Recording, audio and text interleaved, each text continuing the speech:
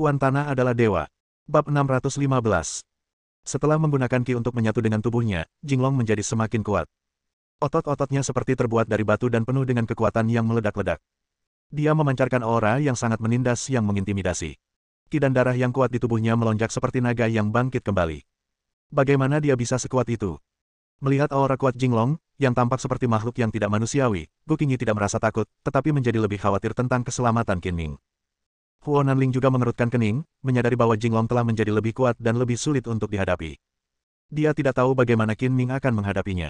Meskipun dia memiliki kepercayaan penuh pada Qin Ming, dia juga mulai khawatir. Yuma sangat gugup hingga telapak tangannya berkeringat dan wajahnya penuh kekhawatiran tentang Qin Ming. Dia hanyalah seorang pelayan biasa dan belum pernah melihat adegan besar. Dia merasa mustahil bagi seseorang seperti Jinglong untuk menang dan dia bahkan tidak berani menonton lebih jauh. Benturan tinju Jinglong menimbulkan suara bagaikan benturan logam dan batu, seakan-akan tubuhnya telah menjadi sekuat baja dan besi, tidak dapat dihancurkan. Pembunuhan naga yang mengejutkan. Dia meraung, dan tangan kanannya menggulung gelombang putih, seperti bola meriam yang ditembakkan dari senjata api, menyerang dengan kekuatan yang luar biasa. Sebelum tinju itu tiba, Qin Ming merasakan tekanan besar, seolah-olah udara di sekitarnya dikendalikan dan sebuah bukit menekannya, memberinya ilusi bahwa tidak ada jalan keluar. Ini karena kekuatan pukulan Jinglong terlalu dahsyat. Jika itu adalah orang biasa, dia akan ketakutan setengah mati dan tidak punya waktu untuk menghindar. Hembusan angin kencang menerpa wajahnya, dan meskipun Qin Ming memiliki energi sejati untuk melindungi tubuhnya, dia masih merasakan sakit seperti tersayat pisau. Meskipun kulitnya dapat menahannya, pakaiannya langsung terpotong menjadi beberapa bagian, dan dia tampak dalam kondisi yang menyedihkan. Namun, lawan menggunakan jurus pamungkasnya, dan Qin Ming tidak menyembunyikan kelemahannya. Angin kencang bertiup di wajahnya, dan dia menghilang di tempat secepat hantu. Pukulan kuat Jinglong Ba meleset dari sasaran, dan hembusan angin kencang terus bergerak maju, meniup lapisan semen di tanah dan menyebabkan tanah berwarna abu-abu putih beterbangan. Melihat Qin Ming menghindarinya, dia mendengus dingin, berhenti tiba-tiba, memutar pinggangnya, dan menyapu kaki kanannya yang kuat seperti ekor naga gila. Dapat dilihat bahwa meskipun Jinglong telah menjadi lebih kuat, kontrolnya terhadap tubuhnya masih tepat, kekuatannya dapat dilepaskan dan dikendalikan dengan bebas, dan gerakannya menjadi semakin cepat. Kebugaran fisik, kekuatan, dan kecepatannya semuanya telah ditingkatkan secara menyeluruh. Terlebih lagi, penilaian Jinglong sangat akurat. Dengan satu gerakan kakinya, dia hampir mengenai Qin Ming yang muncul di belakangnya. Dalam sekejap, Qin Ming melompat ke udara, terbang setinggi lebih dari 3 meter. Kaki kanannya jatuh seperti pisau besar, menghantam kepala Jinglong. Bang! Jinglong dengan cepat mengangkat tangannya untuk menangkis tendangan Qin Ming. Suara teredam yang memekakkan telinga terdengar pada saat tabrakan, dan gelombang kejut yang kacau menyapu ke segala arah. Tanah di bawah kaki Jinglong tiba-tiba hancur, dan separuh betisnya terbenam ke dalam tanah, menciptakan lubang besar. Ini adalah pertama kalinya keduanya berhadapan langsung. Qin Ming tampaknya berada di atas angin, tetapi lengan Jinglong tidak terluka, dan dia bahkan memiliki kekuatan untuk melawan. "Buka untukku!" teriak Jinglong, lalu mengangkat tangannya dan mendorong keluar seperti sedang membuka pintu, mendorong Qin Ming keluar. Qin Ming berada di udara. Dia berputar pelan dan mendarat dengan mantap di tanah. "Kekuatanmu sangat kecil, jadi tidak bisa melukaiku. Pantas saja kau tidak berani menerima pukulanku dan hanya bisa lari karena malu." Jinglong menggoyangkan lengannya dan melompat keluar dari lubang seolah tidak terjadi apa-apa, sambil berkata dengan nada meremehkan. "Benarkah?" Qin Ming menyipitkan matanya dan menantang, "Kalau begitu, apakah kamu berani menerima beberapa gerakanku lagi? Aku akan menghajarmu sekeras mungkin sehingga bahkan orang tuamu tidak akan mengenalimu. Kamu bisa membanggakan diri tanpa membayar pajak, apakah kamu memiliki kemampuan itu?" kata Jinglong dengan nada menghina. "Dulu hanya pemanasan, sekarang sudah jadi pertarungan sungguhan, awas." Begitu selesai bicara, Qin Ming mengetuk tanah dengan kakinya, dan berlalu seperti bola meriam, mengubah strategi mengelak sebelumnya menjadi serangan aktif. "Ayo, kita akhirnya bisa bertarung dengan baik." Mata Jinglong berkilat penuh semangat, dan dia mengayunkan tinjunya untuk menghadapi serangan musuh. Bang, bang, bang. Seketika kedua lelaki itu saling melancarkan tak kurang dari 10 kali pukulan berturut-turut, tanpa ada jurus apa-apa, hanya saling beradu kepala. Serangan semacam ini juga merupakan favorit Jinglong. Ia mengeluarkan semua kekuatan yang terpendam dalam pukulan-pukulannya. Setiap pukulan yang dilontarkannya akan menyebabkan banyak kerusakan, dan sangat ganas. Chen Tianzong yang sedang menonton di dekatnya tidak dapat menahan rasa terkejutnya. Jujur saja, jika dia berhadapan dengan Jinglong di masa jayanya, dia pasti akan patah tulang jika tidak dapat menahan 3 pukulan. Qin Ming menerima lebih dari 10 pukulan dan tampaknya tidak terluka di permukaan. Sebagai perbandingan, dia jauh lebih kuat daripada Chen Tianzong. Ini juga mengejutkan Chen Tianzong. Dia tidak menyangka bahwa Qin Ming benar-benar dapat menghadapi Jinglong secara langsung. Dia mengira bahwa Jinglong akan menggunakan triknya yang terkenal dan akan dengan mudah mengalahkan Qin Ming. "Aku benar-benar tidak menyadari bahwa pria bau ini lebih kuat dari yang kukira." Tapi dia tetap akan dikalahkan oleh Jinglong. Akhir ceritanya sudah hancur. Ini hanya perjuangan yang sia-sia, kata si Feng sinis. Kedua sosok itu saling bertautan di lapangan, adegan pertarungan sangat sengit, gelombang kejut dari tabrakan Ki sejati mengamuk, halaman berantakan, dan harus dibangun kembali sepenuhnya setelahnya. Pertarungan antara keduanya tampak seimbang, tetapi tidak mudah bagi Qin Ming untuk menerima pukulan Jinglong, karena kekuatan Jinglong terlalu kuat. Dia adalah orang terkuat yang pernah ditemuinya, dengan tulang sekeras baja. Dia harus mengakui bahwa dia bukan tandingan Jinglong dalam hal kekuatan saja. Namun dalam pertarungan, menang atau kalah tidak hanya bergantung pada kekuatan. Meskipun Qin Ming tidak sekuat Jinglong, dia jelas lebih cepat darinya. Qin Ming secara alamiah tidak bodoh. Dia tidak menggunakan kelebihannya untuk memanfaatkan kekuatannya dan menghindari kelemahannya. Sebaliknya, dia menggunakan kelemahannya untuk menyerang kekuatan musuh. Ini untuk melumpuhkan Jinglong dan menciptakan ilusi bahwa dia akan bertarung sampai mati, sehingga menang secara mengejutkan. Jinglong bertarung semakin bersemangat, tinjunya melesat seperti angin, seperti dua palu yang tidak bisa dihancurkan, tak terkalahkan dan tak terhentikan. Tidak masalah baginya untuk membunuh seekor beruang yang ganas dengan 3 pukulan. Melihat Jinglong hendak menyerang dengan pukulan kuat lainnya, Qin Ming berpura-pura membalas pukulannya. Saat tinjunya sudah dekat, kaki Qin Ming bergerak cepat dan dia muncul di belakang Jinglong dalam sekejap mata. Dia meninju punggung Jinglong dengan keras dengan kedua tinjunya. Jinglong terhuyung beberapa langkah, tetapi tidak terluka. Dia berbalik dan mencibir, pukulanmu yang memukulku seperti menggelitikku. Bahkan jika aku berdiri diam, kau tidak dapat melukaiku sama sekali. Tidakkah kau lihat bahwa aku telah melatih diriku untuk menjadi tidak dapat dihancurkan? Itu 10 kali lebih kuat daripada lonceng emas dan baju besi di dunia seni bela diri, dan kebal terhadap pedang dan tombak. Mendengar ini, Huo Nanling, yang sedang menonton pertempuran di dekatnya, menjadi lebih serius. Dia hanya pernah mendengar tentang tubuh Vajra yang tidak dapat dihancurkan. Dikatakan bahwa setelah menguasainya, seluruh tubuh akan sekeras besi, dan kebal terhadap pedang dan tombak akan menjadi hal yang mudah. Pertahanannya luar biasa, dan tidak ada cacat di seluruh tubuh kecuali satu titik lemah. Saudara Qin, cari tahu titik lemahnya. Itulah satu-satunya kelemahannya. Huo Nanling mengingatkan, tetapi dia tidak tahu di mana titik lemah Jinglong. Titik lemah itu bisa dikatakan sebagai titik lemah Jinglong. Titik lemah itu tidak akan pernah diungkapkan kepada siapapun kecuali dirinya sendiri. Tanpa sepengetahuan orang lain, setiap bagian tubuhnya mungkin merupakan titik lemahnya. Bisa dibayangkan betapa sulitnya menemukannya. Tubuh Vajra yang tidak bisa dihancurkan sungguh menakjubkan. Lihat bagaimana aku bisa mengalahkanmu. Tangan kanan Qin Ming menyapu tubuhnya, dan tiba-tiba belati merah muncul di telapak tangannya. Dia membuat bunga pedang dengan lambaian tangannya. Qin Ming bisa saja menggunakan pedang peminum darah secara tak terduga untuk memberikan pukulan mematikan pada Jinglong, tetapi dia tidak menaruh dendam terhadap Jinglong dan merasa bahwa Jinglong merupakan lawan yang sepadan, jadi dia ingin mengalahkannya secara langsung. Jinglong, berhentilah bermain. Aku sudah tidak sabar menunggu. Chen Tianzong mendesak dengan wajah muram. Baiklah, aku tidak akan membuang waktu. Ekspresi Jinglong mulai menjadi serius, energi sejati dalam tubuhnya meningkat, dan momentumnya menjadi lebih kuat. Seseorang yang berdiri di sana seperti gunung yang tidak dapat diatasi, memberi orang perasaan tertekan dan sesak yang hebat. Aku juga akan serius, ayo bertarung dengan cepat dan tegas. Dua sinar cahaya dingin setajam pisau tiba-tiba melesat keluar dari mata Qin Ming. Pedang peminum darah tampaknya merasakan keinginan kuat tuannya untuk bertarung. Cahaya pedang berkedip-kedip, dan tubuh pedang menjadi semakin merah, seolah-olah tidak sabar untuk haus darah. Keduanya menjadi sangat serius dan mengeluarkan kemampuan bertarung terkuat mereka. Mereka saling berhadapan dan bersatu kembali. Jinglong masih tidak bersenjata. Melihat cahaya pedang tajam datang ke arahnya, dia tidak menghindar tetapi langsung menghadapinya dengan pukulan. Cahaya pedang itu mengenai tinju Jinglong dan langsung hancur, berubah menjadi titik-titik cahaya yang tak terhitung jumlahnya dan menghilang, tetapi tinjunya masih utuh, hanya menyisakan garis putih. Dapat dilihat juga bahwa kekuatan tubuhnya yang tidak dapat dihancurkan tidak sia-sia. Pedang haus darah itu mengikutinya dengan suara yang tajam, seolah-olah telah mengenai batu. Akan tetapi, setelah bunyi itu, Jinglong merasakan sakit yang tajam di tinjunya, dan pedang peminum darah menusuk ke celah di antara buku-buku jarinya. Dia baru saja membanggakan bahwa dia tidak bisa dihancurkan, tetapi dalam sekejap mata dia ditikam dan ditampar di wajahnya. Wajahnya berubah merah dan putih. Pada saat yang sama, Jinglong juga menyadari bahwa belati di tangan Qin Ming adalah senjata ajaib. Jika itu adalah senjata biasa, mustahil untuk melukainya. Jika dia tidak berhati-hati, dia akan menderita kerugian besar. Aku sangat marah. Ling Jinglong yang terluka sangat marah. Dia meninju dengan tinjunya yang lain dengan cepat, langsung menuju pipi Qin Ming. Qin Ming dengan tegas menghunus pedangnya dan mundur, Jinglong segera menyusulnya, dan pertarungan lain pun terjadi. Pedang pendek di tangan Qin Ming diayunkan ke atas dan ke bawah, cahaya pedang itu terus berlanjut, dan tubuhnya secepat hantu, bergerak ke kiri dan ke kanan. Ketika Anda melihat sekeliling, Anda hanya dapat melihat sekilas bayangannya. Kelemahan Jinglong yang lebih lambat dari Qin Ming menjadi semakin jelas. Setiap kali dia mengenai bayangan Qin Ming, dia tidak bisa mengimbangi sama sekali, dan cahaya pedang terus menebasnya.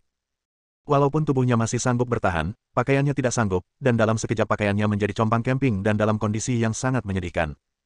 Cedera dan rasa malu membuat Jinglong marah. Matanya menyemburkan api dan dua aliran udara panas keluar dari lubang hidungnya. Namun, dia tidak kehilangan akal sehatnya. Dia mencoba yang terbaik untuk menenangkan pikirannya dan bertarung dengan tenang. Tiba-tiba, cahaya licik melintas di mata Jinglong, dan dia sengaja memperlihatkan kekurangannya. Melihat Qin Ming datang dengan pedang lain, dia segera mundur ke belakang kiri, tetapi ada lubang di belakangnya. Dia menendang ke udara kosong, terhuyung-huyung, dan jatuh terlentang. Qin Ming memanfaatkan kesempatan itu dan mengayunkan pedangnya secara diagonal. Sebuah balok pedang yang panjangnya lebih dari 1 meter jatuh, dan momentum yang dahsyat itu tampaknya membelah Jinglong menjadi dua. Tidak bagus. Chen Tianzong tidak dapat menahan diri untuk tidak berseru. Dalam duel antar master, jika satu gerakan gagal, hasilnya dapat ditentukan. Dia khawatir Jinglong akan kalah, jadi dia buru-buru memerintahkan Si Feng berhenti menonton pertunjukan dan ambil tindakan. Bab 616. Pedang Qin Ming menebas ke bawah secara diagonal, dan senyum keberhasilan yang aneh muncul di wajah Jinglong. Ketika tubuhnya tampak akan jatuh ke tanah, dia menopang tanah dengan satu tangan dan menyapu kakinya pada saat yang sama, menendang pinggang dan perut Qin Ming.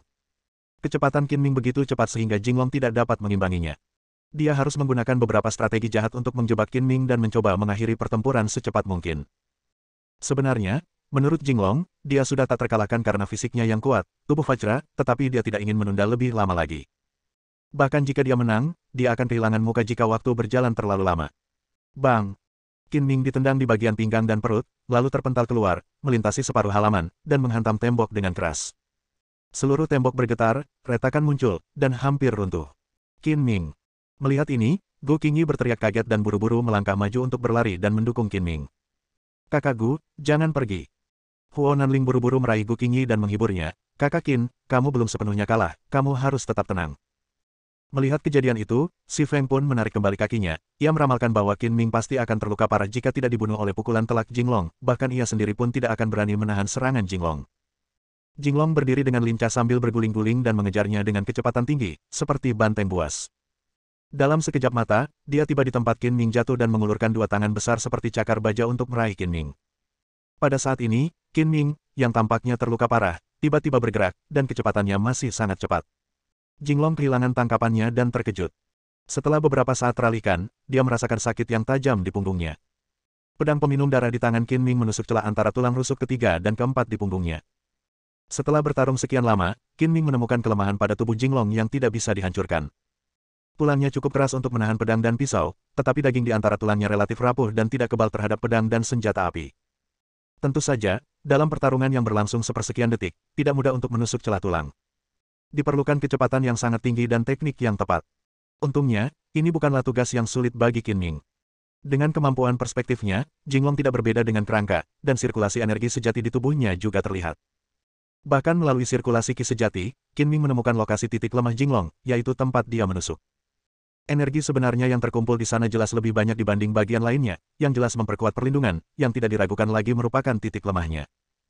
Ketika Qin Ming menebas dengan pedangnya dan Jinglong tiba-tiba melancarkan serangan balik, dia langsung menyadari bahwa dia telah ditipu. Pada saat ini, dia merespons dengan memanfaatkan situasi, mengedarkan energi sejatinya untuk melindungi pinggang dan perutnya serta menahan serangan Jinglong. Qin Ming merasa tidak nyaman setelah menerima serangan ini. Darah di perutnya melonjak dan dia memuntahkan darah. Untungnya, otot dan tulangnya tidak terluka. Dia bukan tubuh kultivasi utama, meskipun dia tidak dapat menandingi kekuatan fisik abnormal Jinglong, dia juga sangat kuat. Wajah Jinglong berubah drastis saat titik lemahnya ditusuk. Tubuhnya yang luar biasa kuat dengan cepat menyusut seperti bola kempes dan kembali ke keadaan normal. Meskipun berat badannya turun, unta yang ramping itu masih lebih besar dari seekor kuda. Ia masih terlihat kuat, hanya saja tidak seseram sebelumnya. Tidak mungkin, bagaimana kau bisa menemukan kelemahanku secepat ini? Jinglong bergegas keluar dengan langkah gontai dan berteriak tak percaya. Jika dia tidak ditusuk oleh Qin Ming, dia tidak akan percaya. Bagaimana ini mungkin? Bahkan aku tidak tahu di mana kelemahan Jinglong, bagaimana dia menemukannya. Chen Tianzong juga bingung dan hampir tidak ingin mempercayai matanya. Apakah itu kelemahanmu? Aku hanya menusukmu dengan santai, tetapi aku tidak menyangka akan seberuntung itu. Tuhan pasti membantuku. Qin Ming bercanda. Kata-kata ini membuat Jinglong sangat marah hingga dia hampir muntah darah. Dia terhuyung dan hampir jatuh. Jika dia benar-benar ditusuk oleh pedang Qin Ming, akan sangat tidak adil baginya untuk kalah. Titik lemahnya telah ditembus, untungnya lukanya tidak serius dan tidak fatal, tetapi akan menyebabkan kerusakan besar pada kultivasi Jinglong. Jika dia tidak menerima perawatan yang efektif, kultivasinya mungkin akan hancur. Ini, apakah Qin Ming sudah terbebas dari bahaya? Seperti kata pepatah, khawatir membuat orang bingung. Gu Qingyi ketakutan dan situasi berubah begitu cepat sehingga dia bingung harus berbuat apa. Huo Nanling berkata dengan gembira, ya, saudara Qin berhasil mengenai kelemahan orang besar itu. Dia sudah dalam situasi yang sulit dan tidak dapat menyelamatkan dirinya sendiri. Dia tidak dapat menyerang saudara Qin lagi. Baguslah. Gu Qingyi menghela napas lega, merasa sedikit lega, tetapi tidak sepenuhnya tenang karena masih ada Chen Tianzong dan si Banci. Dasar pria bau, beruntung sekali kau bisa melukai Jinglong. Biar kutunjukkan padamu bagaimana aku akan memberimu pelajaran. Si Feng yang banci berbaju merah juga terkejut, tetapi dia segera tersadar, berteriak seperti wanita, dan menerkamnya. Gerakan si Feng ringan dan cepat, dan dalam sekejap mata dia sudah dekat dengan Qin Ming. Energi sejati di tangannya mengembun menjadi cakar tajam sepanjang sekitar 10 cm, menyerangnya dengan energi tajam seperti bilah pisau. Kamu adalah seorang waria yang bukan laki-laki atau perempuan. Jika aku menyentuhmu, aku takut tanganku akan kotor. Qin Ming bergerak seperti kelinci, menghindar dengan cepat, sambil mengejek dan membangkitkan kebencian. Kau banci, seluruh keluargamu banci. Si Feng benar-benar marah hanya dengan mendengar kata, banci. Ia berteriak seperti tikus tanah, dan sepasang cakar tajamnya berterbangan ke atas dan ke bawah seperti cakar hantu dari dunia bawah. Gerakannya sangat kejam, dan ia berharap dapat mencabik-cabik Qin Ming dengan segera. Jinglong, apa kabar? Pada saat yang sama, Chen Tianzong melintas, mendukung Jinglong, dan mundur berulang kali. Jinglong, yang beberapa detik lalu penuh semangat dan energi, kini tampak seperti sedang sakit parah. Wajahnya pucat dan semangatnya melemah. Matanya dipenuhi dengan keengganan yang luar biasa. Ia berkata dengan sekuat tenaga, tenanglah, Tuan. Saya baik-baik saja. Saya akan baik-baik saja setelah istirahat sebentar. Aku senang kamu baik-baik saja. Kamu bisa beristirahat. Aku pasti akan mengembalikan uangmu beserta bunganya.